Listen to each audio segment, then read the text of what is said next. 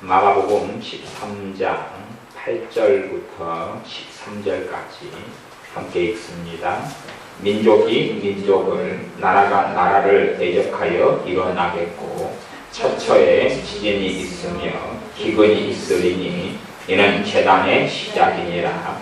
너희는 스스로 조심하라.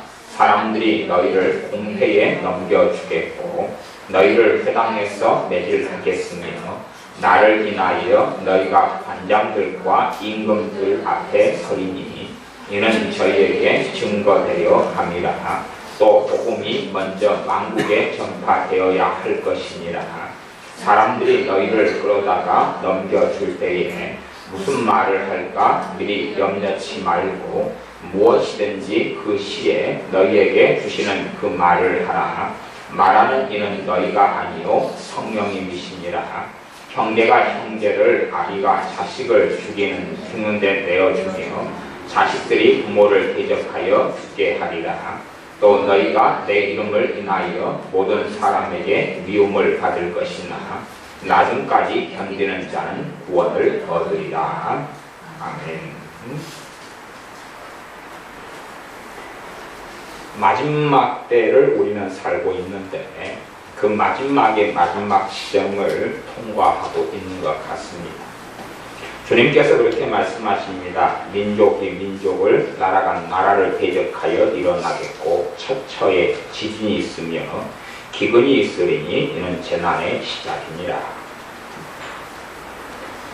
유행하는 것, 한국 교회나 전 세계나 특별히 선진국이나 복지국가가 될수록 유행하는 것 중에 하나가 뭐냐 하면 크게 유행하는 것 중에 하나가 복지라는 것입니다. 복지. 그래서 끊임없이 복지, 포퓰리즘이라 그러는데 복지에 대한 공약을 정치인들은 내걸고 또한 시민들은 복지를 원합니다. 더 좋은 혜택, 더 많은 누림을 원합니다. 또한 노조 같은 것이 회사에서 만들어져서 운동을 하고 모임을 가집니다. 그런데 참 신기하고 놀라운 것은 중소기업이나 월급을 적게 받는 사람이나 복지가 별로 이루어지지 않은 열악한 환경에서 일하는 사람들이 노조를 형성하기보다는 그것을 무슨 노조라 그러죠? 귀족 노조라 그럽니다.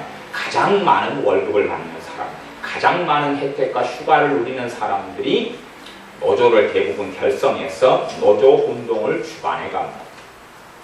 그리고 적게 받는 사람들을 이용해 먹죠. 가장 많은 권리를 누리고 가장 많은 특권을 누리고 가장 많이 소유하고 가장 많이 가진 사람, 그 사람들이 더 많은 걸 가지려고 만드는 것이 한국 사회, 한국 이런 기업들에 있는 노조의 형태인 것을 확인을 합니다. 그래서 유행하는 것 중에 하나가 복지라는 것입니다. 복지. 서구 사회가 대부분의 국가 선진국들이 무너져 버린 것이 복지 때문에 무너졌죠.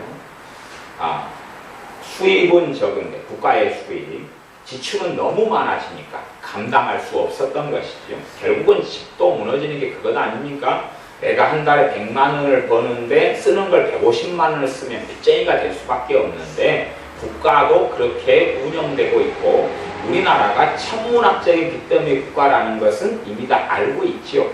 우리나라도 빚을 갚아나가야 되는데 갚기보다는 점점 더 지출을 늘려나가고 있죠. 이걸 메우기 위해서는 간단한 방법을 사용할 수 있습니다.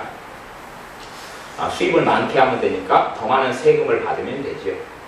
그러나 더 많은 세금이라는 것은 반드시 한계 상황이고 그리고 더 큰 문제를 가지고 온다 하는 것입니다. 세금 받기 좋은 것이 기업들에게 세금 받기 좋은데 기업이 세금을 많이 내버리고 난다면 기업을 어떻게 유지하겠어요? 그러니 기업은 위축되고 멈춰질 수밖에 없는 악순환을 어느 선이 넘어가면 일어날 수밖에 없는 것이 복지라는 것이에요. 그 다음에 이제 믿는 사람들 가운데서 또한 유행하는 것 중에 하나가 상담이라는 것입니다. 상담이 유행을 해요. 저는 개인적으로 1989년에 주님께서 저에게 상담을 공부하라고 그러셨어요. 그래서 상담을 공부를 시작했고 그런 다음에 이제 오래 시간이 지났어요. 물론 제가 이제 상담 계열로 학위 같은 건 없습니다. 개인적으로 교수님한테 가서 배우고 공부하고 또 뭐 목회자니까 목회 가운데서 상담 사역을 하고 세미나를 하고 또 어떨 때는 제가 먹고 살기 위해서 상담 세미나만 다니면서 그 나오는 돈으로 먹고 산 때도 있었고 그러니까요. 뭐 상담을 또 오랫동안 공부하고 참여해 왔고 하기도 했고 그러면서 저는 오래 세월 동안 고민했어요. 사실은 왜 고민했냐 그러면 사실은 제가 하나님을 알고 섬기고 또한 다른 믿는 사람들을 돕는 데 있어서 상담이라는 것이 오히려 제가 배웠던 상담이라는 것이 플러스가 되기보다는 유익이 되기보다는 손해가 되고 마이너스가 되는 일들을 많이 경험했어요. 실제로. 그래서 그것을 분투와 배설로 버려버리는 것 자체가 왜 어려운 과정들이고 시간이고 작업이었어요. 왜 오랫동안 많이 배워왔고 많이 공부해왔고 그 속에 많이 심취해 있었으니까. 그러면서 제가 고심했던 것 중에 하나는 왜 주님께서 내게 그 상담을 공부하게 하셨는가, 공부하도록 제게 말씀하셨는가 하는 것에 대한 오랜 고심이 있었어요. 물론 이제 그에 대한 얼마간의 답은 제가 받아 알고 있고 뭐 그렇습니다. 뭐 그런 것까지 구구절절히 이야기하려는 건 아니고요. 유행 가운데 하나가 상담입니다. 그러면 상담의 핵심은 뭐냐 그러면 상담의 핵심 이제 들어가자 보면 상담의 핵심이 있을 거 아니에요. 핵심은 뭐냐 하면 상처라는 거예요. 상담이니까 핵심은 상처죠. 같은 상시 돌림이잖아요. 성이 같은 상시예요. 상담 그리고 상처예요. 상담의 핵심은 상처죠. 아니 건강한 사람 아무 문제 없는 사람 정서적으로나 삶적으로 문제 없는 사람이 상담이라는 것이 요구되고 요구받지 않지. 상담이라는 것을 요구하려고 정신과나 아니면 어떤 상담 기관에 갈 일은 없는 거예요. 상처라는 것이 내가 있으니까 상담을 받으러 갈 것 아니에요. 그렇지요?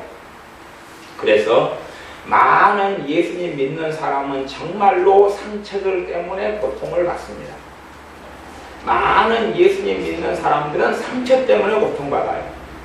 그렇기 때문에 우수히 많은 사람들이 상담을 원합니다.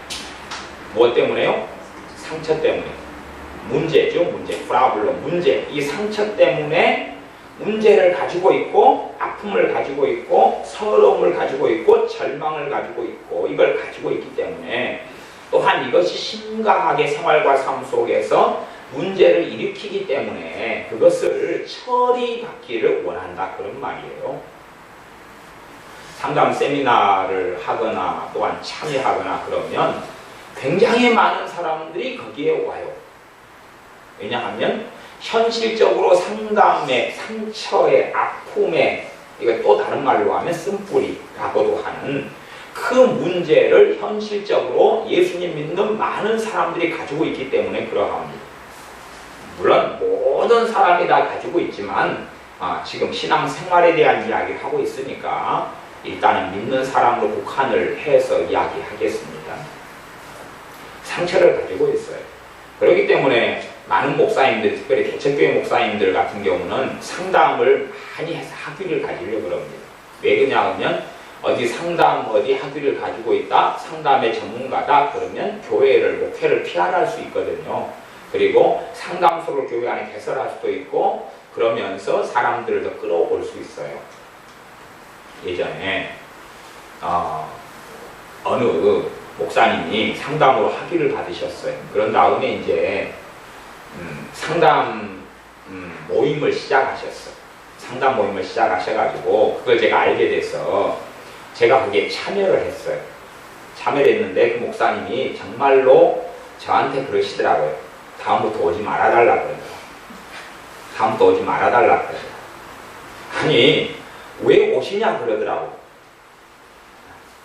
이제 안에 알맹이는 좀 복잡해져요. 안에 알맹이는.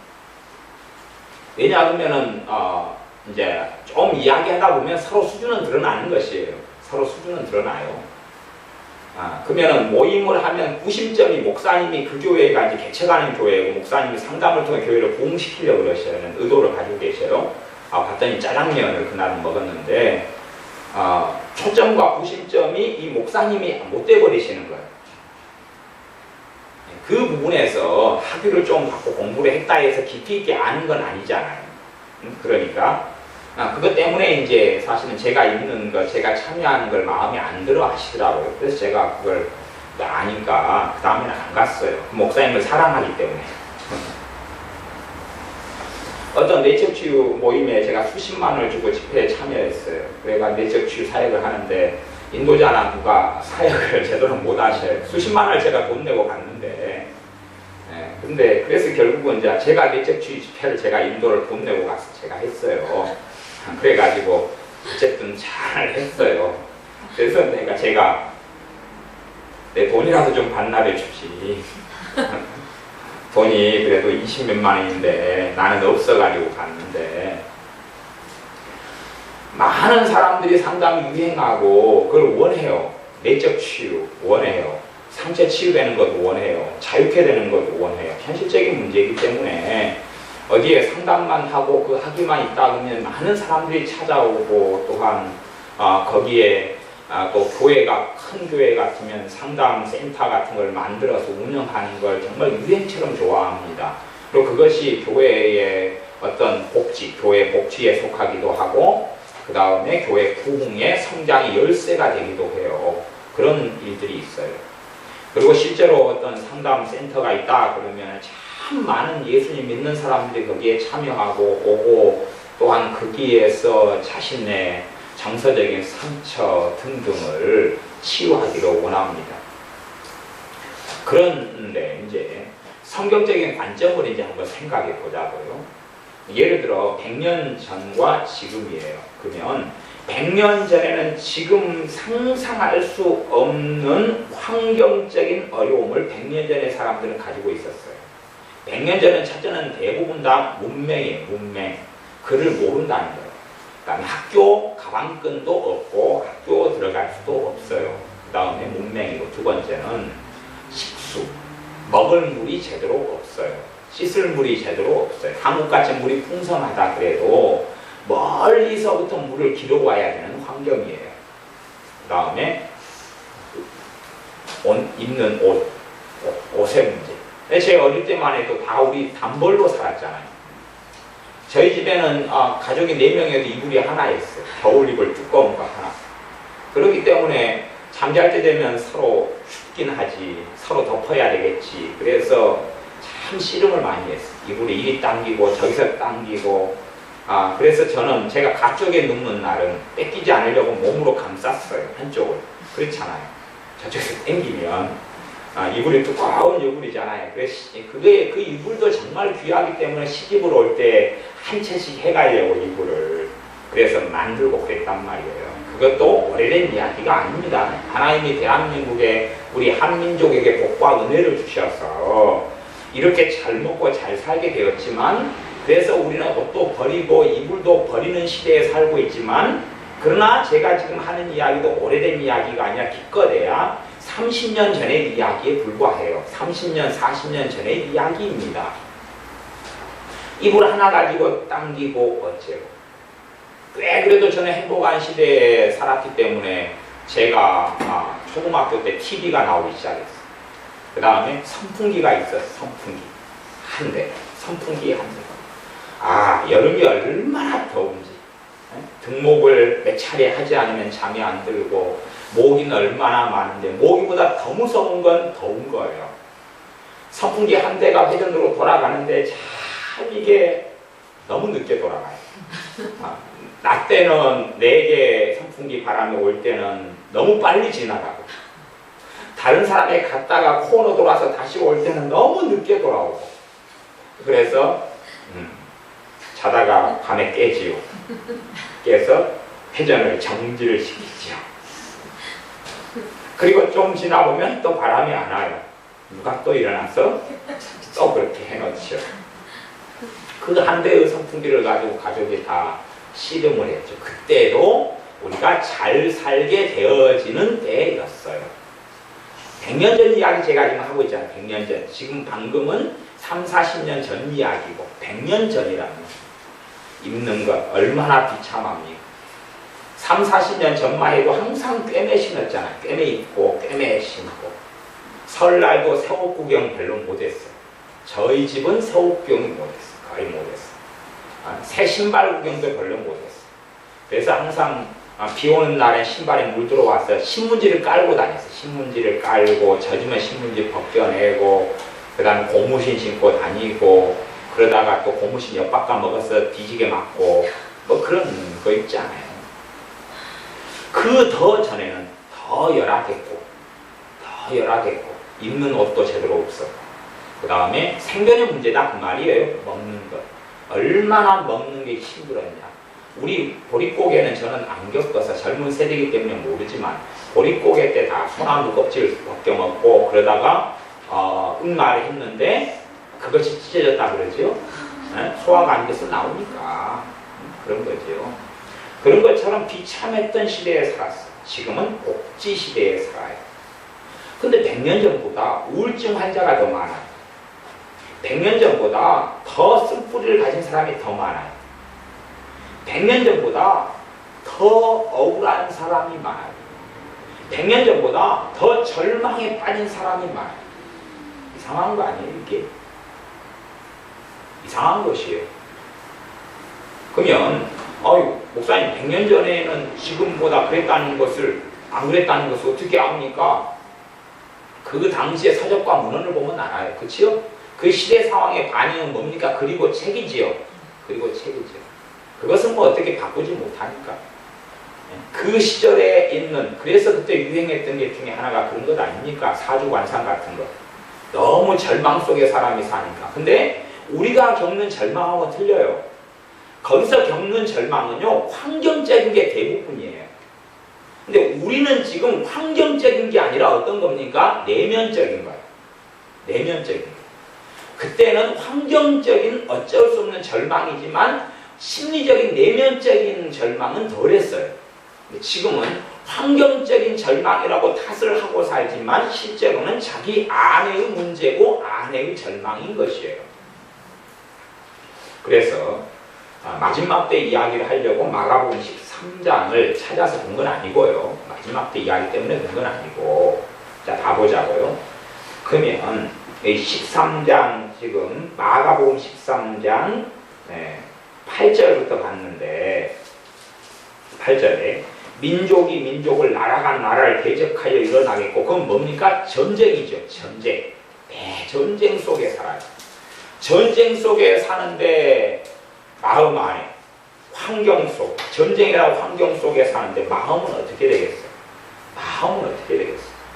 전쟁이라는 환경 속에 내 가족, 형제, 부모가 돌아가시기 쉽고 심지어 나도 장애인이 되거나 내가 죽어버리면 뭐 거기서 끝나지만 내가 살아서 장애인이 되고 다치고 피난 가고 도망 다니고 그럴 것 아니에요. 지금 마지막 때는 전 세계적인 전쟁의 때가 어느 때는 다가와요. 어느 때? 마지막 때는 전 세계적인 전쟁의 때가 다가와요. 사실은 그것이 지금 현재 무르익어 가는 중입니다. 무르익어 가는 중. 전 세계적인 전쟁이 무르익어 가요.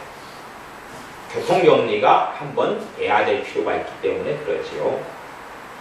자, 그건 놔두고.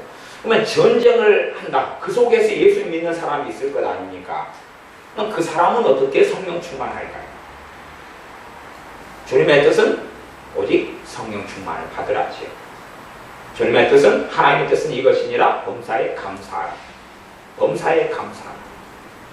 그게 하나님의 뜻인데 어떻게 그때의 사람들은 성령 충만할 수 있을까요? 분명히 이런 때가 온다고 말씀하셨고 실제로는 또한 세계 1차 대전, 2차 대전, 우리나라가 6.25 전쟁, 무수히 많은 아프리카의 내전들 속에서 살아오고 있는데 나아가서 북한에 있는 지하교회 예수님 믿는 사람들 그 사람들은 공산주의 속에서 마음껏 찬양하지 못하고 기도하지 못하고 예배하지 못하고 강냉이 죽 한 그릇 제대로 못 먹고 사는데 그렇게 심각한 핍박 속에 성경도 자유롭게 못 읽고 김정은의 노예가 되어서 예수님 믿는 것도 감추면서 사는데 그래서 모퉁이돌 그 이상 목사님께서 그런 간증을 이번에 하시더라고요. 뭐라고 하시냐 그러면 전에 판문점에서 그 북한의 이 병사 한 명을 만나서, 병사가 아니라 좀 간부인 것 같아요. 장교인가. 그런데 그 친구가 열렬하게 북한의 공산주의, 그러니까 김일성주의죠. 결국은 그것만이 진리고, 그것만이 이 대한민국을 변화시키고 한반도를 통일하게 하고 변화될 수 있다. 공산주의만이, 주체 사상만이 진리다. 열변을 토하고 이야기하길래 이상 목사님이 판문점에서 그 북한 병사에게 그렇게 이야기하셨대요. 예수 그리스도만이 진리이고 예수 그리스도만이 한반도의 평화를 가져올 수 있다고 이야기했대요. 그랬더니 이 북한에 있는 이 군관이 살가머니 오더니, 나도 예수쟁이라요. 당신도 그러냐고. 오래 사시라요. 그리고 가더래요. 그러니까 주체 사상을 열심히 막 증언했지만, 왜 거기에는 다른 동료들도 있고 감시가 되는 상황이니까. 근데 예수님만이 답이라고 이야기하니까 이 사람이 예수님 믿는 사람인 줄 알잖아요. 그러니까 몰래 다가가서 나도 예수쟁이라요. 당신 오래 사시라요. 그리고 갔다 그래요. 그러니까 예수님 믿는 사람이 숨어 있잖아요, 지금. 자기가 믿는 걸 숨기면서, 그러면서 신앙과 믿음을 유지하잖아요. 그런데 과연 그 사람이 심각한 상처 속에 살아갈까요? 안 살아갈까요? 우리는 대부분 생각할 수 있어요. 그 사람이 심각한 상처 속에 살지 않는다.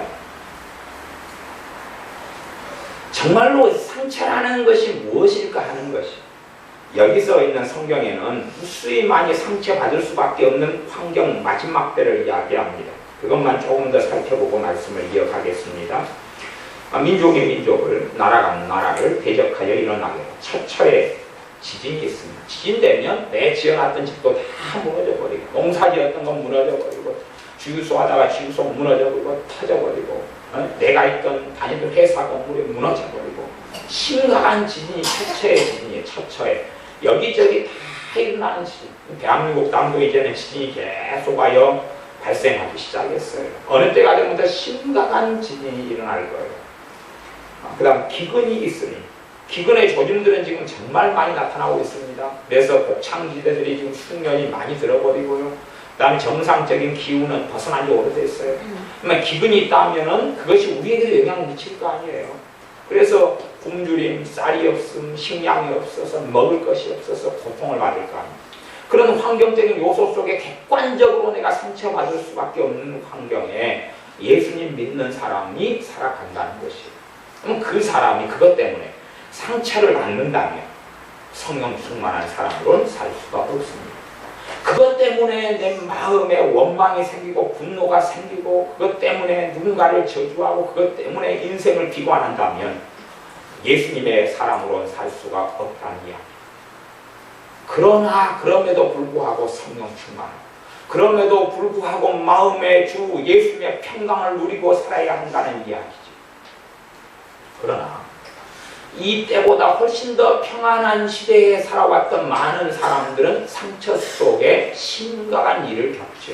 마음의 상처 속에 원망, 증오, 미움, 원한 품고 살아가죠. 그러면 그 사람이 이 상황 속에 살아간다면 아마 그 사람은 예수님 믿지 않는 사람이 되고 말 거예요. 그 사람은 불신자가 되고 말 거예요.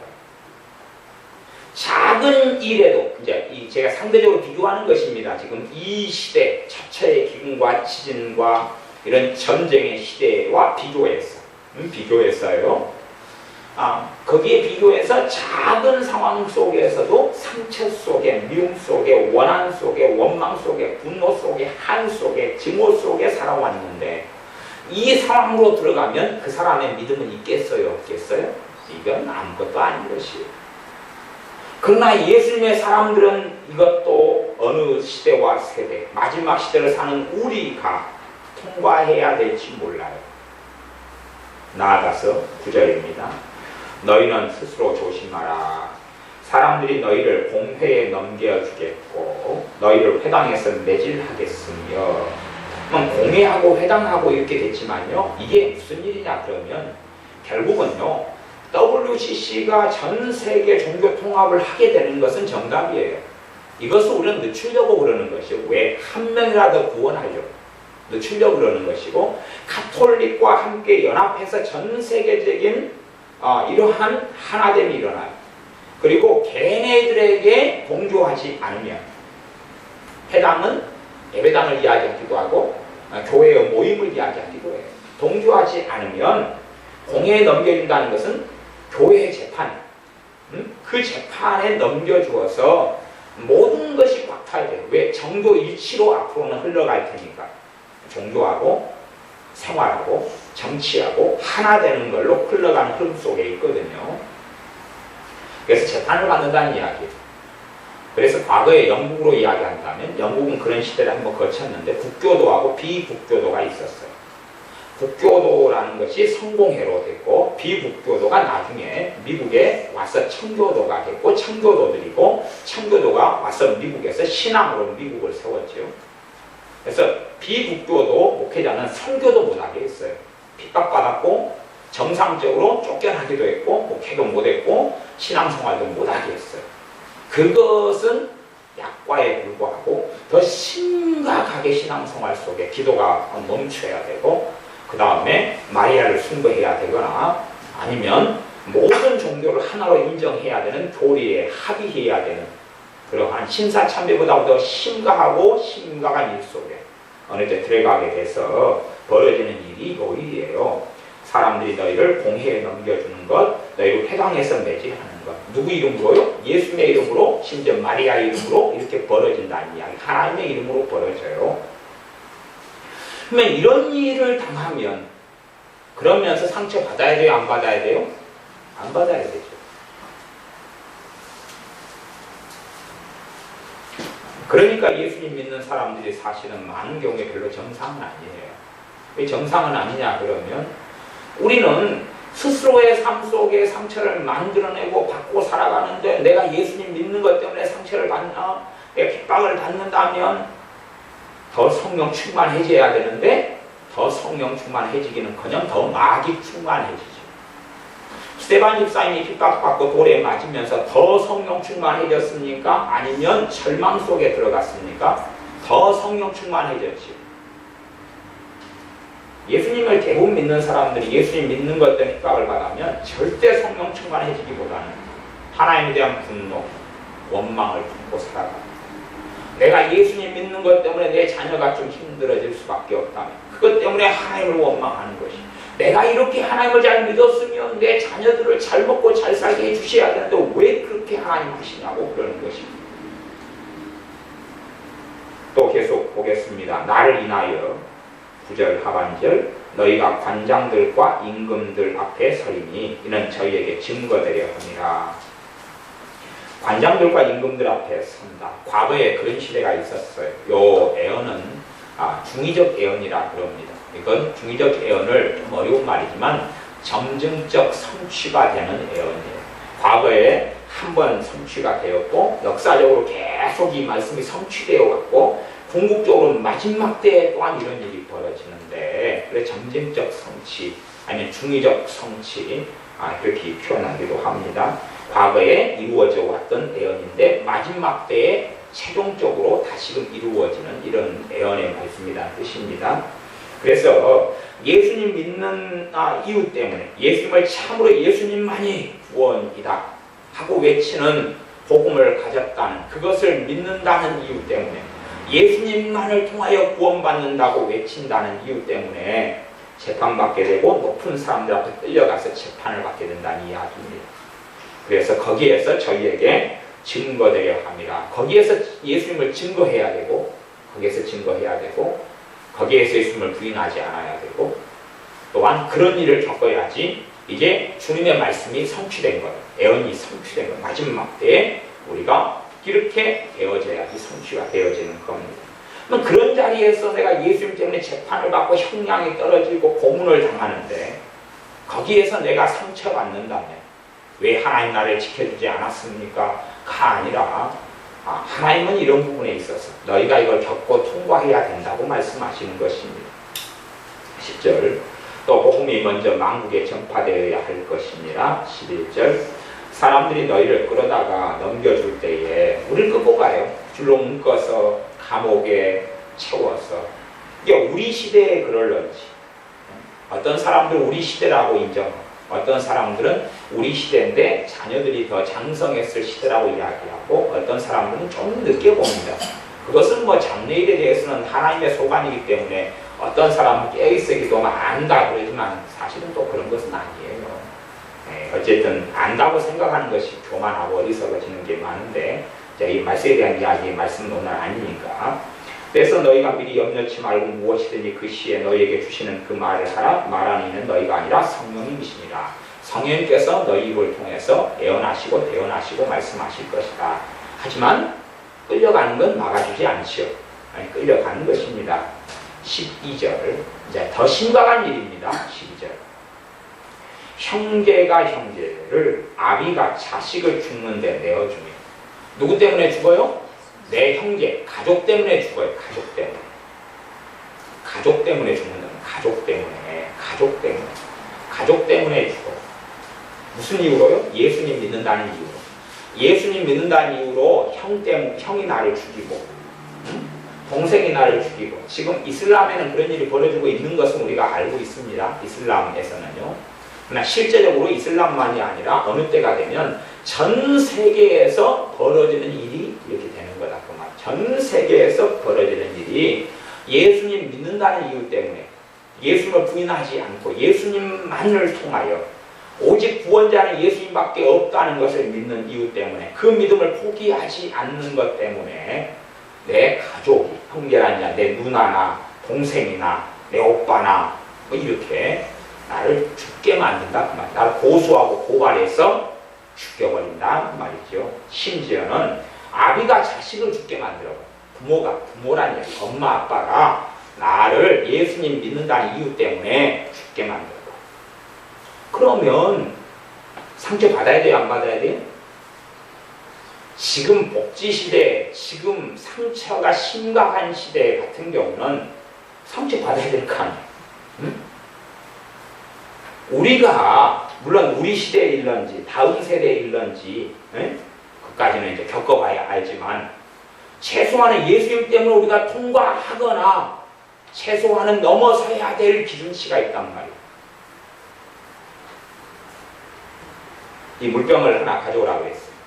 물병을 하나 가져오라 하는데 20살짜리 물병을 들고 오면서 너무너무 무거워요. 너무너무 무거워요. 그러면 힘 좋은 20살이 무겁다 그러면 이 물병이 나중에 그러면 애 낳아가지고 애 업고 다니고 들고 다녀야 될 거 아니에요. 응? 우리 이종필 사님 얼마나 힘세세요. 의원이 한 손을 번쩍 해가지고 어릴 때는 이래가 5시간도 있으셨을 거 아니에요. 그치요? 엄마들은. 물론 아빠들은 10분도 있기가 어렵지만 애를 안고 10분 있기가 어렵잖아요. 우리 하늘이 안고 1시간 이렇게 막 있고 그러셨죠. 그래도 하늘이 아빠는 그래도 남편 중에서 좋은 아빠 되시니까 그러실 거예요. 근데 대부분 남자들은 이게 애를 안고 10분 있기 어려워요. 가만히 자기는요 3시간 안고 있었다 그러는데 시간적으로 보면 3분입니다. 진짜 그래요. 남자들은 굉장히 오래 안고 있다 생각해요. 근데 엄마들은 이걸 10시간씩 막 끌어안고 있거든요. 안고 있고 업고 있고 짊어지고 있고. 근데 앞으로 어떤 자식을 낳아서 키우는데 5시간도 안고 있어야 되는데 이 물이 무겁다 그러면 그때는 어떻게 할 거예요?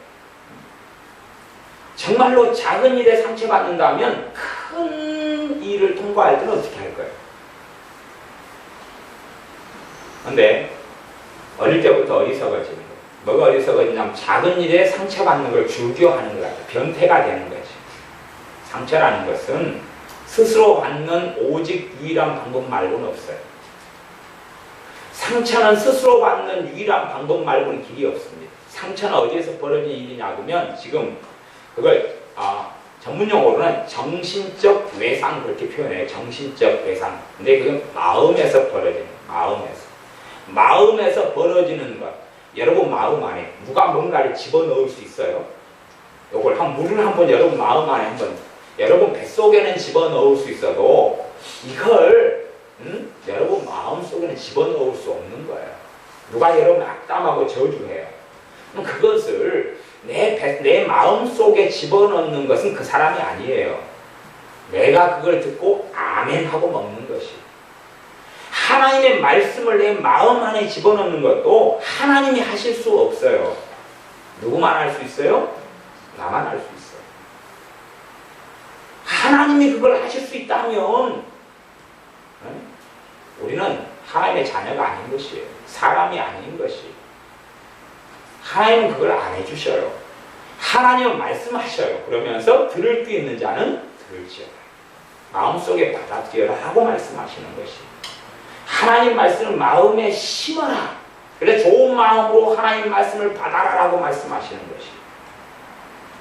마음속에 말씀을 받을 수 있는 사람도 나밖에 없고, 마음속에 저주를 받아들일 수 있는 사람도 나밖에 없고, 남의 험하고 욕하는 말을 받아들여서 아멘하고 먹어서 상처를 만들어낼 수 있는 존재도 나밖에 없어요. 내가 하는 것이에요. 많은 사람들은 상처가 유행하는 것 중에 하나는 뭐냐 하면 상처의 책임을 외부에 있다고 핑계대요. 엄마에 있다고. 엄마 때문에 내가 상처받았다. 아빠 때문에 내가 상처받았다. 당연히 그건 타당해요. 타당해요. 할머니 때문에 상처받았다고, 친구 때문에 상처받았다고, 학교 선생님 때문에 상처받았다고 타당해요. 타당해요. 그런데 문제는 없었으면 내가 상처를 안 받고 사느냐, 아니면 상처를 주긴 했는데 마음속에 받아들이는 것은 과연 그 사람이 가능하냐. 그리고 하나님의 재판장 앞에 섰을 때도 저 사람 때문에 내가 상처받았습니다 하면 하나님께서 왜?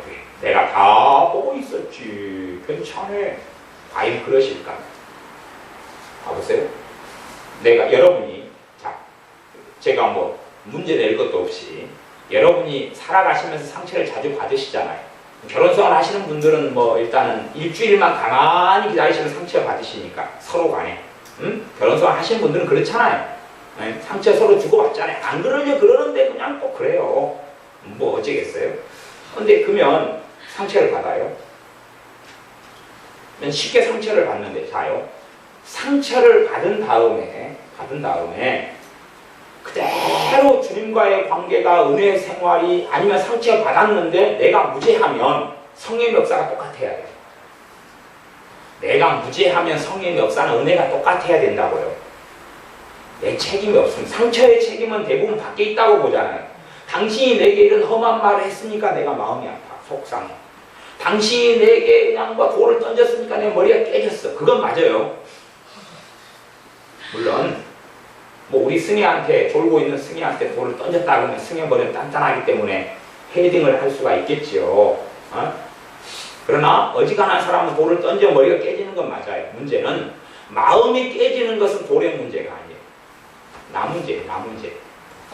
그러니까 대부분의 상담을 받고 하면, 상담에서는 정신 분석을 통해서나 프로이드나 융이나 여러 가지를 통해서 분석을 해줘요. 하지만 가장 근원적으로는 무엇이 틀려버리냐 보면 그들은 원인을 밖에 있다고 지적해줘요. 그러면 우리는 편안해져요. 나는 안식이 찾아와요. 왜? 내가 책임이 있어요? 없어요? 없어요. 그래서 상담을 받고 난 다음에 집에 가서 외쳐요. 회개하시오! 어머니. 회개 무릎 꿇고 비시오! 엄마, 아빠. 회개하라, 당신이여! 당신 때문에 내 인생이 힘들어졌으니까. 상담받고 나면, 상담이라는 것은 누구 편에 해줘요? 그 사람 편에 해주죠. 그 사람을 무죄로 만드는 작업 중에 하나예요. 무죄. 당신은 무죄였소이다. 아니, 어디 상담받으러 갔는데 당신 잘못이요. 혹시 정신과 의사나 상담하는 사람이 그럴 것 같으세요? 안 그러지요? 그래서 상담의 기본은 80%가 들어주는 것이다. 심지어 95%가 들어주는 것이다. 들어주면서 공감해주고, 동의해주고, 찬성해주고, 옳다고 해주고, 아프셨겠다 해주고. 그러면 그 사람은 편안해져. 왜? 무죄가 되니까. 책임에서 회피해요. 자기는 책임을 벗어나요. 이거에 대한 책임을 분석해줘요. 거기에 대한 책임이 당신 아빠에게 있어요. 그거에 대한 책임은 당신 엄마에게 있어. 내 불행의 책임은 누구에게 있을까요? 당신 할아버지에서 시작된 쓴뿌리요. 아멘. 근데 선생님, 할아버지가 돌아가셨는데요. 무덤을 파헤치시오. 아멘. 쉽잖아요.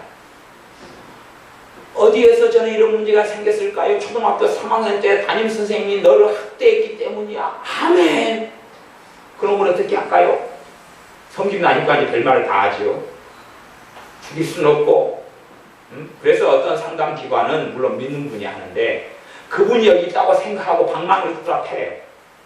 베개를 갖다 놓고 드럼통을 갖다 놓고 두드려 패래요. 그러면서 요거 하래요. 이 나쁜 놈아, 나가 죽어 니 때문에 내가 아파. 그렇게 하래요. 얼마나 편하고 좋아요. 자신은 무죄가 되니까. 대부분 상담에서 추구하는 게 그거예요. 그 사람을 무죄로 만들어줘요. 무죄로 방면해주고 석방해줘요. 그런데 문제는 해결돼요? 안 돼요? 안 돼요. 성령님은 거기에서 역사 안 하셔요. 주님은 동의하지 않으셔요. 그게 동의가 된다면 에스겔 선지자가 선지자로 하나님의 말씀을 전하기 때문에 에스겔 선지자는 하나님께서 증거로서 그 아내를 죽이셨어요. 아시죠? 그건? 그럼 에스겔 선지자 상처 받아야 안 받아야 돼요? 받아야 되지. 주님의 제자들은 주님께서 나를 따라와. 그것 때문에 누구하고 헤어져 살아야 돼요? 3년이 넘도록 자식, 아내, 가족과 떨어져 살아야 됐어요. 그거 쉬워요? 어려워요? 어렵죠. 주님을 따르는 여정 속에서 가족하고 헤어져야 상처 받겠어요? 안 받겠어요? 주님! 상처 주지 마셔요. 그래서 어떤 사람은 그랬어요. 주님, 내 아버지 장사 지내야 됩니다. 안 돼. 그래도 안 돼. 죽은 자는 죽은 자들이 장사 지내라 그러고 너는 나 따라. 그래도 안 돼. 그렇게 말씀하셨어요. 주님께서 끊임없이 많은 사람들에게 거절하고 거부하셨어요. 사람들이 원하는 길을 하나님께서도 원하신 건 아니에요. 사람들이 원하는 삶, 사람들이 걷고자 하는 것을 하나님은 대부분 반대하셨기 때문에 그의 선지자들을 보내셔서 아니야, 그거 틀렸어라고 말씀하셨어요. 그걸 들은 사람들이 선지자를 죽였어요. 죽였어요. 선지자들은 상처 받아야 됩니까? 안 받아야 됩니까? 받아야지 맞잖아요. 아니, 예레미야는 하나님이 전하라는 말씀을 전했더니 구덩이에다 던져 집어넣으래요. 거기도 밥도 안 주고 물도 안 주고 뜨거운 태양 속에 구덩이를 파서 그 안에 집어 던져버려요. 물 없는 웅덩이에. 중동 지역에서 비참하게. 예수님 때문에, 하나님 때문에. 상처 받아야 돼요? 안 받아야 돼요? 받아야 되죠. 사도 바울은 복음을 기꺼이 열심히 전했는데 그 사람들 돌로 쳐버려요. 상처 받아야 되잖아요. 스데반 집사님은 성령 충만해가지고 말씀을 전했는데 들은 사람들이 돌로 들어서 쳐 죽여버려요. 상처 받아야 되잖아요. 상처 받는다면 그 사람은 성령 충만하게 살 수 없어요. 상처 받으면 거기에 성령의 열매는 맺어지지 않아요. 그래서 상처가 있는 그 자리가 바로 마귀가 역사하는 구덩이가 되는 것이에요. 상처 많은 사람들일수록 주님하고 함께 살 수 없어요. 정말로 주님과 함께 살아간다면 상처는 치유돼 가야 돼요. 상처가 치유되는 방법은 답은 하나밖에 없어요. 첫 번째는 그게 죄의 문제라는 걸 깨달아야 돼요. 그 죄의 문제라는 걸 깨달아야 돼요. 나를 무죄로 방면해서 되는 문제가 아니에요. 요셉은 형들이 팔아버렸죠. 노예로. 맨 처음엔 죽여버리려고 했어요. 그러다가 노예로 이집트에 팔아버렸어요. 그럼 요셉은 상처 받아야 돼요? 안 받아야 돼요? 받아야 될 객관적인 이유가 있잖아요. 그러나 그는 상처 받았어요? 안 받았어요? 안 받고 형들만이 아니라 그의 자식들인 조카들까지 먹여 살렸어요. 그러면 상처의 책임은 누구에게 있죠? 저한테 있는 것이죠. 우리는 환경에서 찾아요. 그것이 상담이 해주는 일이에요. 나를 무죄로 만들어주는 것이 얼마나 기분 좋아요. 얼마나 기분 좋아요. 그리고 치유가 되는 것 같이 생각되어져요. 지나는 가보면 제자리 걸음인 것이. 그러니 계속하여 누구만 원망하고 누구만 저주하고 누구만 탓하고 있는 것이죠. 이런 일을 예수님 때문에 당한다면 마가복음 13장 12절 같은 경우죠. 형제가 형제를, 아비가 자식을 죽는데 내어주며 자식들이 부모를 대적하여 죽게 하리라. 이제 반항의 세대고 저주하는 시대가 지금의 시대. 마지막 때에는 그렇게 된다고 이미 하나님께서 말씀하셨어요. 마지막 때에는 정말로 예수님의 사람들이 아니고선 자식들은 부모를 저주하고 원망하게 되는 시대를 걷게 되는 거예요. 그러니 부모를 누가 죽게 만들어요? 자식이 죽게 만들어요. 은혜로 원수로 갚는 거지. 자식들이 부모를 죽게 만들어요. 그러나 예수님 믿는 이유 때문에 그러나 그 사람은 주님과 함께 살다가 주님 때문에 평안한 가운데 주님께 돌아가야 되는 것이. 그렇게 돼야지 그것 때문에 한이로다 내가 예수님 이렇게 믿는데 내 자식은 저래 저주받고 마귀 충만해서 나를 죽이냐, 그렇게 돼서는 답이 없는 것이에요. 많은 사람들이 상처의 원인을 환경에서 찾지만 상처의 원인은 환경이 원인이 아니라는 이야기는 아니에요. 그것 때문에 아플 수 있어요. 그러나 아픔의 근원적인 건 내가 받아들이는 것이. 그렇기 때문에 주님께서 또한 주님 앞서 왔던 세례 요한도 외치고 선언하고 선포하기를 회개하라, 하나님 나라가 가까웠다라고 선포하시는 거예요. 회개하라고 그랬지 상처를 치유받으라 그런 게 아니에요. 상처가 치유되는 것은, 뿌리가 치유되는 게 유행처럼 번져가지만 그래서 물타기를 하는 것인데, 나 정말 예수님의 사람들은 상처받는다는 것은, 그래서 제가 상처에 대해서 설교를 과거에 종종 해왔었죠. 내가 누구에게 상처받았어요. 그러면 나는 그 사람에 대한 미움과 원망을 품었다는 이야기.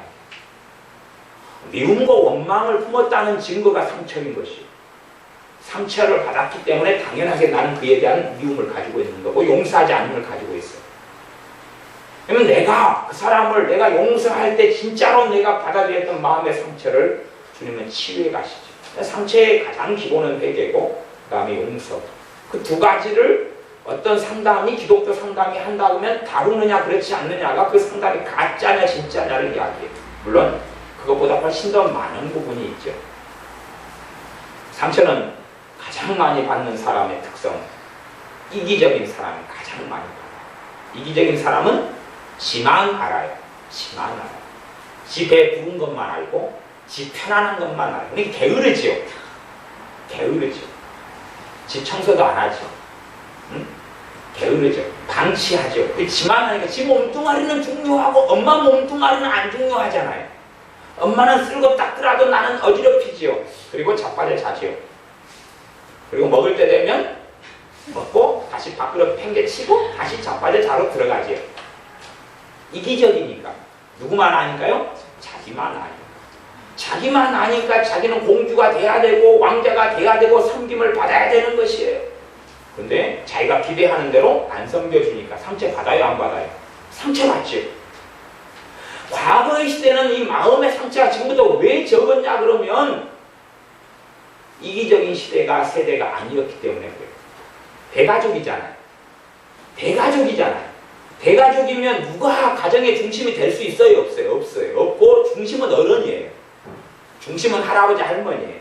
그러니까 할아버지 할머니보다 먼저 숟가락 들면 이놈! 버장머리가! 호게 깨갱! 그래서 존경을 가지고 있고 공경을 가지고 있어요. 존경심을 가지고 있어요. 왜 그걸 어릴 때부터 배우거든요. 예, 할아버지 먼저 숟가락 드셔요. 기다리죠. 응? 기다려요. 근데 지금은 이제 안 그래요. 호로 자식들이 다 가져가죠. 근데 내 입맛에 맞는 반찬이 없어요. 숟가락을 두들지요. 엄마는 나만 미워해. 응? 그리고 나가지요. 그러니 이제 할아버지가 항복을 하죠. 어머마, 애가 좋아하는 반찬들을 좀 해라. 돈가스 같은 거 뭐 어쩌겠냐. 제가 왕이지. 점점점 이기적이 되어져 가니까 상처는 이제 받기가 너무 좋아진 거예요. 환경이 풍토가 너무 환경이 좋아요. 마음의 환경이. 상처받기 너무 좋아진 거예요. 어루러지고 빨아주고 핥아주고 위해주고 높여주고. 이기적인 사람은 자기 몸뚱아리 움직이지 않아요. 다른 사람이 몸뚱아리 움직이게 해야 되지. 자기는 희생하지 않고 헌신하지 않고 섬기지 않아요. 어떤 사람이 상처를 잘 받는가 알 수 있어요. 게으른 놈이 상처 잘 받는구나. 스킨이 간단해요. 게으른 놈이 상처 잘 받는구나. 형제들이 있으면은 남 청소할 때 다른 형이나 동생이 청소할 때 자빠져 노는 놈이 상처 잘 받구나. 알 수 있죠? 지 할 일을 제대로 안 하는 놈이 상처 잘 받는구나. 그 다음에 놀기 좋아하고 지 할 일은 안 하고 이런 것부터 쫙 그래 이해돼. 어떤 것이요? 이기적인 사람. 이기적인 사람은 상처를 받아요. 물론 환경이 안 좋아서 훨씬 더 안 좋기 때문에 받는 상처도 당연히 객관적으로 많이 있습니다. 많이 있어요. 그러나 지금 비교 대상은요, 이 성경이에요. 이해되십니까? 하나님 말씀이에요. 하나님 말씀이고, 그 다음에 최소한 다시 100년 전으로 돌아가면 그 시대하고 비교해서 그들은 지금보다 상처를 덜 받았는데 우리는 왜 받는가 하는 것이 내 이기적으로 내 가치관이 형성되고 만들어졌기 때문에 그래요. 당연하게 엄마 아빠는 나를 희생해야 되고 헌신해야 되고 누구는 나를 행복하게 해줘야 되고 나는 기쁘게 나를 해줘야 되는 것이. 섬김을 배우지 못하는 사람은 상처를 잘 받아요. 섬김을 배우지 못하는 사람. 섬김을 배우지 못하는 사람. 그래서 우리의 삶 속에서 우리의 이기성이 무너져가고 그리고 사랑을 배우기 시작하면서는 상처는 덜 받기 시작해요. 우리 여수에 손장원 목사님 순교 기념관이 있는데 손장원 목사님은 자식이 한날에 공산당 청년들에게 죽임을 당했어요. 그 앞자리에 공산당 청년이 사형을 받게 됐을 때 죽임을 받게 됐어요. 여수 반란 사건 때 일어났던 일이죠. 1948년에. 그때 손장원 목사님이 그 아들이 그 사람, 누구라는 그 사람이 죽게 된 것을 가로막았어요. 자기 자식을 죽인 원수가 잡혀서 죽게 된 것을 가로막았어요. 가로막으면서 자신의 수양 아들로 삼았어요. 왜 그렇게 가능했겠어요? 상처를 받았습니까요? 안 받았습니까요? 안 받았습니다. 손양원 목사님의 유명한 감사가 있죠. 아들이 죽었다는 소식을 듣고 아들 둘이가 한날에 죽었다는 소식을 듣고 감사가 터졌어요. 감사가 터졌어요. 그가 상처받았나요? 감사했나요? 감사했죠. 오히려 더 성령 충만해졌어요. 주님, 우리 집 같은 집에서 순교자를 2명이나 낼 수 있다니요. 너무 감사합니다. 정말로 범사에 감사라는 말씀처럼 감사를 배우지 않는 사람은 그 속에 숨겨진 하나님의 놀라운 은혜와 하나님의 살아계심과 하나님께서 그 세계를 열어서 깊은 걸 보여주는 것을 만날 수 없고 알 수 없습니다. 경험하고 알 수 없어요. 감사로 제사를 드리는 자가 하나님을 영화롭게 한다고 했어요. 배우지 않는 사람이 어떻게 알겠어요? 일만 생기면 원망하고 일만 생기면 그러니 하나님에 대한 끝없는 불순종 가운데 살아가는데 끝없는 불순종 가운데 살아가는데 어떻게 하나님 가까워지죠? 어떻게 성령 충만해지죠? 어떻게 주님과 동행하죠? 끝없이 일만 생기면 원망하고 저주하고 불평하고 미워하고 탓하고 자신의 책임을 짊어지지 않는 무책임한 사람들이 상처를 잘 받는 책임을 전가하는 사람 이게 원망이에요. 원망. 책임 전가가 원망이에요. 원망을 품고 있는 사람들은 그냥 상처받아요. 그냥 상처받아요. 왜? 무슨 일만 생기면 범인을 밖에서 찾거든요. 범인을 밖에서. 너 때문이야.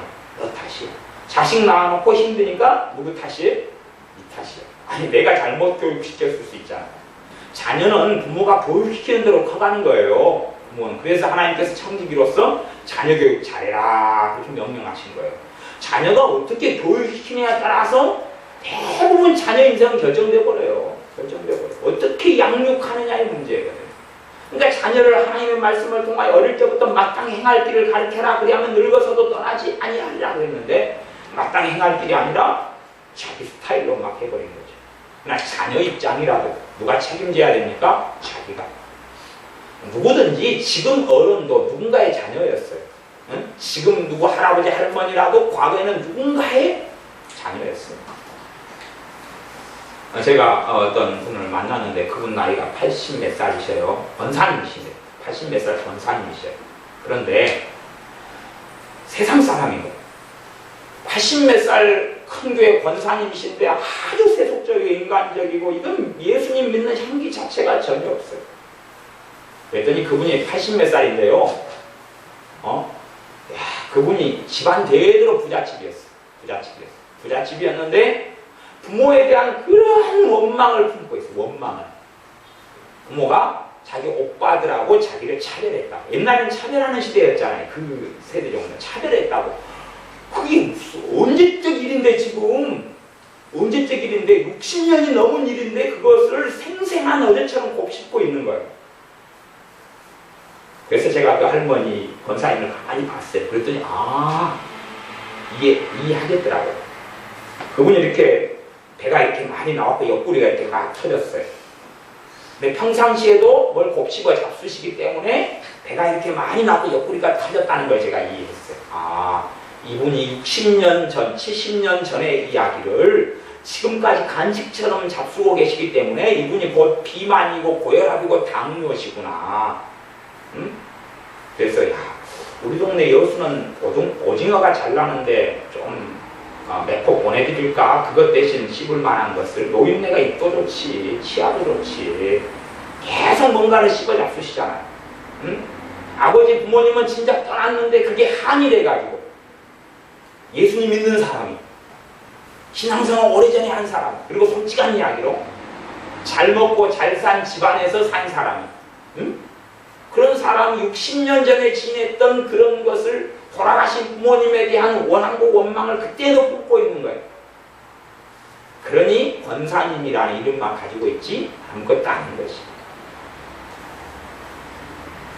예수님의 사람들이 상처를 가지고 있다. 사람들은 정상은 아닙니다. 아셔야 됩니다. 상처를 가지고 있다. 정상은 아닙니다. 예수님의 흔적은 몸에 가져야 되지만 사도 바울이 상처 충만해서 살았습니까? 돌에 맞고 핍박당하고 얼마나 사도 바울이 큰 고통을 당했는지 고린도 후서 같은데 많이 나왔지요? 정말로 큰 고통을 예수님 때문에 당하고 그렇게 비참하게 많이 복음 때문에 예수님 때문에 산 것은 우리가 성경에서 볼 수 있어요. 그러나 그런 상처받은 사람의 인생을 마감하지 않았습니다. 오히려 그 상처 때문에 상처받는 환경과 상처 때문에 예수님을 더 뜨겁게 사랑했습니다. 더 뜨겁게 예수님 앞에 나아갔어요. 내가 상처받는 환경 때문에 그것을 받고 그 원인이 밖에 있다고 착각한다면 우리는 끝까지 그런 사람으로 남을 거예요. 생각해 보세요. 누가 나한테 욕을 했어요. 이 멸치대가리야. 거울을 봤더니 내가 멸치가 아니고 돼지일 거예요. 그래서 상처받았어요. 왜 돼지를 하지 않고 멸치라 그러는가? 눈이 삐었는가? 상처받았어요. 그것을 품고 20년을 살았어요. 거울을 볼 때마다 나는 돼지인데 멸치가 아닌데 그 상처를 받는 거예요. 그러면 그 나를 멸치라고 말한 그 친구가 와서 무릎을 꿇고 빌면은 그 치유될까요? 아니면 내 마음속에 들어와가지고 미안해 내가 너를 돼지라고 했어야 되는데 멸치라고 그래서 비유를 잘못했고 잘못 말했어 용서해줘 군다고 치유가 될까요 도대체? 누구만이 그걸 치유하죠? 자기만이 할 거예요. 자기만이 할 수 있을 거 아니에요. 물론 더 궁극적인 치유는 나와 하나님과의 갈라진 죄의 문제.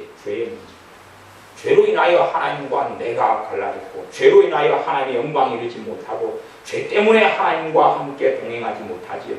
그게 사실은 본질적인 상처예요. 누구만 치유하실 수 있느냐? 우리 주 예수님만이 치유하실 수 있는 진짜 상처는 그거예요. 진짜 상처는 내 죄 말이에요. 내 죄. 진짜 상처는 그 진짜 상처인 내 죄는 우리 주 예수님만 치유할 수 있어요. 내 죄 때문에 주님께서 상처 받으셨고 가시관 쓰셨고 골고루 언덕길 걸어가셨고 손발에 못 박히셨고 침뱉음 당하셨고 채찍 맞으셨고 죽으셨어요. 그러면 주님이 나를 볼 때마다 그러셔야 돼요. 이 왼수야 내가 너 때문에 죽었어. 세상 이야기로 하면 전설고양이 나타나야 되잖아요. 저는 그 전설고양 본 다음에는 상당히 재밌더라고요. 내 다리 내놔 그랬잖아요. 옛날에. 근데 사실은 그것이 그거였다고 했잖아요. 뭐 산삼인가 인삼인가 산삼이 있죠. 이름은. 산삼을 한쪽 다리를 잘라가지고 먹인 거예요. 시체가 아니라. 근데 이제 그 산삼이 나타나면 내 다리 내놔 그런 거예요. 전설고양이. 그러면 내 죄 때문에 주님이 죽으셨어요. 주님께서 그러면 얼마나 우리를 원망하셔야 될 거예요. 그러잖아요. 내가 너 때문에 죽었어. 나쁜 놈아! 너 죄 때문에 죽었어. 나쁜 놈아! 움자리가 뒤숭숭해. 주님이 계속 꿈에 나타나가지고 이 왼수야 이 나쁜 놈아 이 왼수야 왼수들이 왜 이리 많냐? 아니요. 주님은 우리 사랑하셔서 죽으셨어요. 사랑하셔서 돌아가셔서 죽으셨어요. 내게 상처 준 사람이 내게 준 상처를 어떻게 치유할 수 있냐? 그를 사랑하면 치유돼요. 우리의 죄 때문에 주님이 받은 상처는 왜 주님께서 상처로 남지 않으셨느냐? 주님께서 우리 죄인인 우리를 사랑하시기 때문에 그러셔요. 우리를 사랑하시기 때문에 그러셔요. 그래서 사랑은 허다한 허물을 덮느니라고 했어요. 내가 그 영혼을 사랑하면, 내게 상처 주는 그 사람을 사랑하면 그 상처는 치유돼요. 주님은 우리 때문에 상처받지 않으셨어요. 옷은 바뀌셨고 창은 찔리셨고 가시관은 쓰셨고 육체의 상처는 남으셨지만 마음의 상처를 받은 게 아니라 다 이루었다라고 기뻐하셨어요. 이해되십니까? 누구보다도 원망을 품어야 될 이가 단 한 분 계시다면 우리 주 예수님이에요. 주님은 무죄하시거든. 우리는 죄인이지만, 죄인이기 때문에 우리는 상처받고 죄인이기 때문에 죄를 짓지만, 우리 주님은 무죄하시고 죄인이 아니시며 만왕의 왕 만주의 주이신데 그분이 왜 학대를 당해야 되고 핍박을 당하셔야 됩니까? 그러나 그분은 마음속에 원한이나 증오나 상처를 안 가지셨어요. 우리가 주님과 그 길을 같이 걸어가야 됩니다. 같이 상처받는 사람이 아니라 우리의 상처가 주님을 믿은 다음에 시간이 흘러가면서 주님, 내가 과거에 내 상처에서 내가 해방되었습니다. 과거의 그 많은 쓴뿌리에서 내가 해방되어서 내가 주님을 닮게 되기 시작했습니다. 내가 주님을 알게 되기 시작했습니다. 아, 상처라는 것이 이것이 내 극도로 내가 죄인인 게 드러나는 현상과 자리이고, 죄인이기 때문에 책임을 전가해야 되니까. 당신 탓이요. 남편 당신 탓이요. 당신만 아니었으면 내가 안 불행했을 거야. 니만 안 태어났으면 괜찮았을 거야. 엄마만 아니었으면 괜찮았을 거야. 학교 선생님 당신이 나를 핍박하고 학교 동료 친구들 너희가 나를 왕따하지 않았으면 나는 괜찮았을 거야. 아니, 내가 바른 사람이 돼서 학교 친구들을 내가 도와주고 사랑해주고 섬겨주고 기도해주면 더 좋았을 거 아니에요. 그 친구들은. 최소한 학교 친구들이 나를 왕따한다 그럴 때 나는 예수님을 믿고 구원받은 사람 아니에요. 누가 더 불쌍한 사람들이? 왕따한 친구들이에요? 왕따 당한 나예요? 왕따한 친구들이 훨씬 더 불쌍한 사람들이잖아요.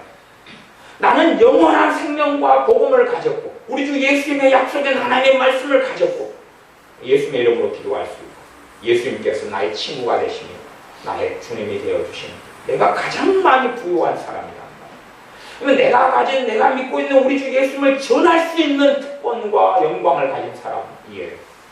거꾸로 그들이 불쌍한 이고 내가 하나님의 은혜를 받은 하나님의 자녀인 거꾸로 생각하고 있는 것이 그들은 능력자고 나는 피해자고 나는 볼품없는 사람이란 어리석은 생각 속에서 뭐 그런 거죠. 용돈을 자기가 10만을 받았어. 10만을 받았어. 너무 좋은 거예요. 너무 좋아요 그때까지는. 근데 동생한테 누가 와서 막 1,000원을 용돈을 준 거예요. 1,000원. 자기는 10만을 받았어. 1,000원 용돈 주는 거 보면서 너무 시기와 질투가 막 나는 거예요. 응? 이럴 수가! 1,000원이나 용돈을 주다니 자기는 얼마 가지고 있으면서요? 10만 원 가지고 있습니다. 그러면 부모가 그걸 본 다음에 뒤통수를 때려버리죠. 가만 놔둬요? 엄마! 왜 얘는 1,000원이나 받아요? 나는 10만 원밖에 안 주면서 부모가 뭐라 그러겠어요? 예수님의 사람이 상처를 가지고 있어요. 하나님, 나 이것 때문에 너무 아파요. 하나님께서 이 나쁜 놈아 그러셔요. 안 그러실 것 같으세요? 안 그러실 것 같으세요? 하나님이 그래 네 말이 맞다 그럴 것 같으세요? 우리 예수님의 이름을 가지고 있고 그분의 보혈을 가지고 있고 그렇죠? 하나님께서 내 아버지시고 영원한 약속을 가지고 있고 천국이 나를 위해 예비되어 있고 기도할 수 있고 무릎 꿇을 수 있고 하나님의 사랑을 누릴 수 있고 성령님께서 임하셨고 야 이 나쁜 놈, 야 이 도둑놈들아, 너가 섰는 자리, 너가 있는 자리가 어느 자리이고 너가 지금 누리고 있고 받고 있는 게 어느 것이고 한데 10만 원 받은 자식이 동생 1,000원 받은 것 가지고 시기하고 질투하고 상처받았다고 하는 것보다 더 심각한 정신병이거든요. 그렇기 때문에 제가 광주 옆에 있는 화순 기독정신병원 이야기를 과거로부터 항상 해왔고, 또 약을 항상 준비해서 약을 타가지고 드시라고, 유효기간 지난 약을 잡수시라고 제가 이야기해 오는 건 아니에요. 왜? 예수님 믿는 사람들이 심각한 정신병에 걸려있기 때문에 그렇습니다. 왜 요셉이 상처받지 않았습니까? 가족은 자신을 버려도 하나님은 자신을 버리니까요? 안 버리시니까요? 안 버리시니까. 왜 상처받아요? 하나님이 버렸다고 믿으니까. 그래서 그걸 대단한 믿음이다 그러는 것이에요. 가족이 버렸는데 하나님도 버렸으니까 상처받는 거 아니겠어요? 그렇게 믿으니까 그렇게 사는 것이에요. 그러나 가족이 나를 배신하고 가족이 나를 버려도 주님이 나를 버리시지 않는데, 가장 든든한 신분이 내 힘과 내 능력과 내 피난처가 되시며 내 피할 바위가 되시며 내 산성이 되시며 내 주님이 되시는데 상처를 받으면 좀 이상하죠. 이상합니다. 오히려 주님과 함께 살면서 상처가 치유해 가야 돼요. 더 깊이 용서해야 돼요. 용서를 넘어서서 사랑해 가야 됩니다. 용서를 넘어서서 긍휼히 여기며 사랑해 가야 돼요. 주님의 생명을 가진 사람, 주님의 은혜를 가지고 주님을 아는 사람, 주님을 알면 알수록 주님을 모르는 사람들에 대해서는 긍휼을 가지고 불쌍히 여길 수밖에 없어요. 영원한 세계를 아는 사람들, 그러나 영원한 세계를 자각하지 못하고 이 땅에서만 천년 만년 살 것처럼 생각하고 눈에 보이는 세계 속에서만 사는 사람들은 용서를 배우지 않아요. 상처를 키워가고 키워가죠. 우리는 그런 어리석은 자리가 아니라 용서하는 사람입니다. 상처라는 알량하는 것, 이기적인 것, 자기중심적인 것, 나는 무죄하다, 저 사람은 무죄하고 나쁜 놈이야, 그 자리에서 벗어났어. 주님, 내가 죄인입니다. 주님, 내가 잘못이고 내가 문제입니다. 주님, 내가 주님 앞에 엎드렸습니다. 나는 상처를 받지만 이게 마음 안에서는 이것이 내 뱃속에 들어와서는 안 되고, 진리를 알지니 진리가 너희를 자유케 하리라. 진리의 말씀이 내 뱃속의 자리거든요. 이 마음의 자리가 하나님의 말씀에 들어와 있어야 되는 것이 마음의 자리예요. 주님의 자리가 내 마음인데 쓰레기를 삼켰으니 배가 아프죠. 엄마 배가 아파요. 그래, 왜 배가 아플까? 우리 이쁜 아들 얘 지나가다 개똥 집어 먹었어요. 야야야야, 이 개똥에 있는 구더기나 개똥에 있는 그 더러운 세균들 다 들어갔겠다. 빨리빨리 설사양 먹어가지고 쏟자. 다음날 엄마 배가 또 아파요. 왜? 고양이가 똥 쌌길래 또 주먹었지요. 엄마 이쁘지요? 으이구, 못 살아. 엄마 손은 약소 배 문질러주고. 엄마 오늘도 배 아프네요. 왜 배 아파? 형이 화장실에 똥을 넣었는데 화장실이 막혀 있어서 제가 형 똥 주워 먹었지요.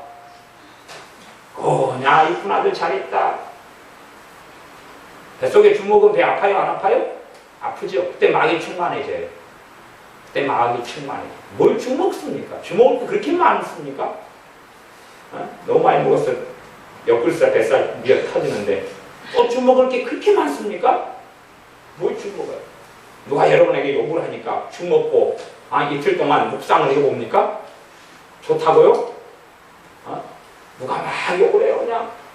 그랬더니 욕을 가만히 묵상하면서 돌을 닦습니까? 마하바냐, 맛있어요? 누가 여러분에게 절망을 이야기해요? 그러니까 그걸 묵상을 합니까? 그건 마음의 자리가 아닙니다. 우리가 주님을 영접할 때 내 인생과 삶의 주님으로 연결돼서 쓰레기 되는 것을 먹고 마실 자리가 우리 마음의 자리가 아닙니다. 진리의 말씀을 집어넣고 성령님께서 역사하시니 주님께서 임하시는 자리가 우리의 마음의 자리입니다. 그러니 상처라는 것을 가지고 우리가 헤매거나 고민하거나 탄식하지 말고 오히려 상처를 주는 사람을 사랑해주고 축복해주고 용서해주고 풀어놔주고 주님께 내어주고 그들을 긍휼히 여기는 그런 사람들이 예수님의 사람들이 돼야 되고, 그렇게 살다가 오시는 주님을 배워야 합니다. 기도하겠습니다. 아버지 하나님, 우리는 끊임없이 상처를 받고 또 받고 또 받고 살면서 주님 내가 왜 이렇게 살 수밖에 없나이까 하지만 항상 더러운 것, 항상 쓰레기 더미를 뒤지고 살면서 내가 왜 이렇게 더럽고 병들고 아플 수밖에 없나라고 해보아야 어리석은 자리에 있을 수밖에 없다는 것을 우리가 기억하고 생각합니다.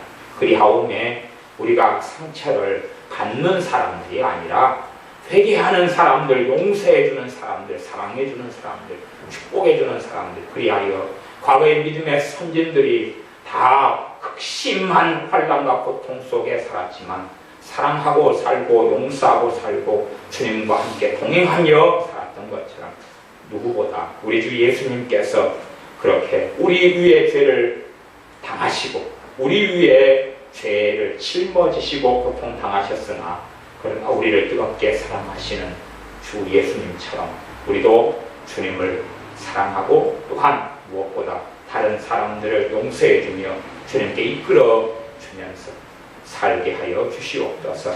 매일매일 주님의 은혜가 우리의 심령과 삶에 필요하오매 주님의 은혜를 구합니다. 그리하오니 주 예수님의 십자가를 통하여 지금도 살아계시시 역사하시는 그러한 주님의 은혜가 사랑이 우리의 심령에 넘쳐나게 하여 주시옵소서. 예수님의 이름으로 기도하옵나이다. 아멘.